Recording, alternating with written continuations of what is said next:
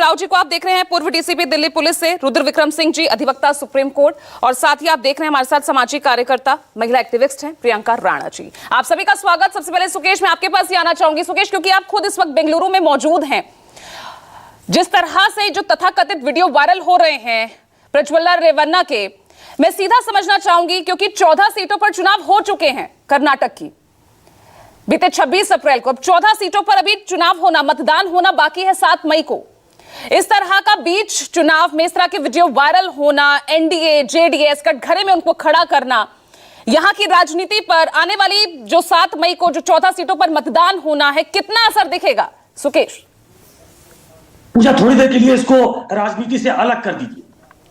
बहुत संजीदा, बहुत सेंसिटिव इश्यू है ये। Politics, no politics. वो एमपी हैं नहीं है, वो देवेगौड़ा के परिवार से हैं नहीं है, वो वोकालिका वोट को एकजुट करते हैं या उसके सिंबल के तौर पे देखा जाता है उनका परिवार, उसको भी अलग है। ये एक घिनौना कृत्य है जिस तरीके से ये सामने आया। ये अलग है कि एक डिजाइन के तहत इसको सामने लाया गया। पहले दर्शकों को बता दूं कि ये 26 तारीख को चुनाव था।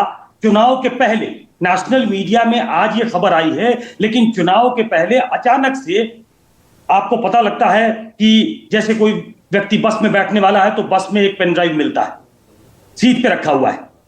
पार्क में घूमने जाने वालों को पार्क में पेन ड्राइव मिलता है। जो चाय पीने गए हैं कहीं तो थड़ी पे उनको एक पेन ड्राइव मिलता है।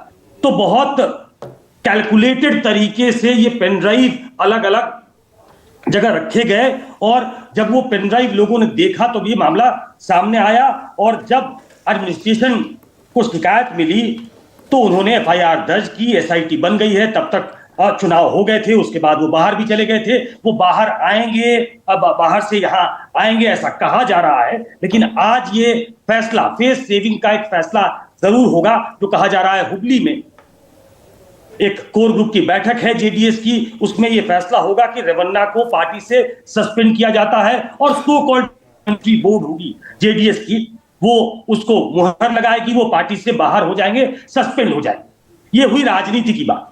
वो सस्पेंड हो, वो सस्पेंड ना हो, मैं कह रहा हूं वो राजनीति में है कि राजनीति में नहीं है अलग बात है। लेकिन करीब 2500-3000 के आसपास ऐसे स्लीज का वीडियो आपके सामने आता है, आपके रोंगटे खड़े करता है। ये एक ऐसा जघन्य कृत्य है जिसको किसी तरीके से जस्टिफाई नहीं किया जा सकता। किसी तरीके से इसको जो क्लोज करने की कोशिश हो रही है, ये कांग्रेस की सरकार थी, ऐसा कैसे हो गया, बीजेपी ने कैसे उसको भगा दिया, और किसका दोष है, प्रधानमंत्री ने उसके पक्ष में कैंपेनिंग की थी। ये सब बातें अलग है, राजनीति से थोड़ी देर के लिए अलग इसको रखिए। लेकिन आप बताइए कि इसको डिफेंड करने का क्या तरीका हो सकता है? ये एक साइकोपैथ जैसा काम उन्होंने किया है। और जिस तरीके से ये वीडियो सामने, इसके कई खुलासे होंगे। एसआईटी इसकी जांच कर रही है, अपने हाथ में उसने सारे वीडियो ले लिए हैं, परत दर परत इसका खुलासा होगा। कितने दिन से चल रहा था, जो शिकायत दर्ज की है वो उनके घर की एक महिला थी, उसी ने शिकायत दर्ज की है। तो उससे जब पूछताछ होगी, वीडियो को जब खंगाला जाएगा, तो बहुत सारी चीजें उसमें से निकलेगी और उसके बाद उन पे एक्शन होगा। लेकिन ये इतने सालों से जो एक डिजाइन के तहत ये किया जा रहा था, जो जानकारी मिल रही है, हासन में लोगों से बात करिए आप, तो ऐसा लगता है कि वहां के लोग, जो जहां से वो सांसद हैं, ये सीट देवेगौड़ा ने खुद उनके लिए छोड़ी थी, जिनके वो पोते हैं। वो हासन से कहीं और शिफ्ट हुए और हासन सीट उन्होंने प्रज्वल रेवन्ना को दे दी थी। वहां पे लोग कहते हैं कि आवाज उनकी है, फोटो में तो वो दिख ही रहे हैं, विजुअल में वो दिख रहे हैं, कई जगह वो फोर्स करते दिख रहे हैं महिलाओं को, कई जगह वो कॉन्सेंसुअल दिख रहा है। लेकिन शायद वो ब्लैकमेलिंग से बचने के लिए था, ऐसा प्रेलिमिनरी कहा जा रहा है कि वो जांच कर रहे हैं। उनको ऐसा लगता है कि एक बार जब महिला कोई जद में आ गई तो अपनी अस्मिता को बचाने के लिए ये बात बाहर ना जाए, शायद वो कॉम्प्रोमाइजिंग पोजीशन में दिखी है। कुल मिलाकर विभत्स है ये। और मैं जहां बैठा हूं अभी, जहां से मैं आपसे बात कर रहा हूं, इससे थोड़ी दूर पे ठीक पीछे राजभवन है, उसके ठीक बगल में विधान सौदा बोलते हैं, विधान सौदा है। राजनीतिक हलकों में, कल शाम में जब मैं आया तो प्रेस क्लब से लेकर तमाम जगह जिससे भी बात हुई, ये जंगल में आग की तरह ये बात फैल गई है। राजनीतिक नेता इसके जो हो, बीजेपी का जो प्रेशर है वो अलग है कि प्रधानमंत्री आएंगे, प्रधानमंत्री को सभाएं करनी है, प्रधानमंत्री जब अगले चरण के मतदान के लिए वोट मांगेंगे तो वो नैतिक बल उनके पास नहीं होगा, वो मॉरल कंपस जो होता है वो कमजोर दिखेगा और इसीलिए इस पे एक्शन लेना जरूरी है। देखिए, कर्नाटक बहुत इंपॉर्टेंट है पॉलिटिकल पॉइंट ऑफ व्यू से अगर देखा जाए भाजपा के लिए, तो प्रधानमंत्री एक एक्शन लेने के बाद ही यहां अब दोबारा आ सकेंगे। किसी तरीके से फेस सेविंग की कोशिश होगी।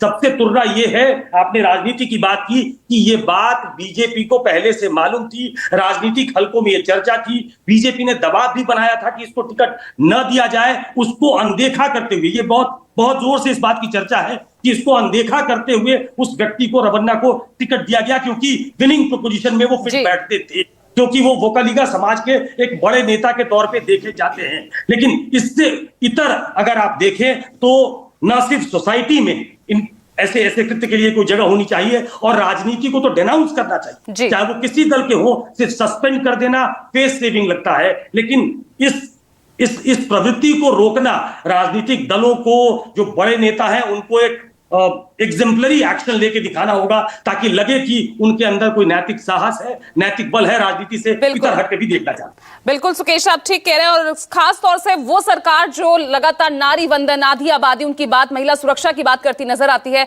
उससे तो जरूर जनता इस मामले में वाकई में कोई एग्जाम्पल यहां से सेट हो, उस तरह का एक्शन जरूर एक्सपेक्ट करती है। मैं आगे बढ़ूंगी, मेरे साथ तमाम राजनीतिक मेहमान बने हुए हैं और साथ ही मेरे वरिष्ठ सहयोगी राजीव रंजन भी, लेकिन इस बीच गृह मंत्री अमित शाह प्रेस कॉन्फ्रेंस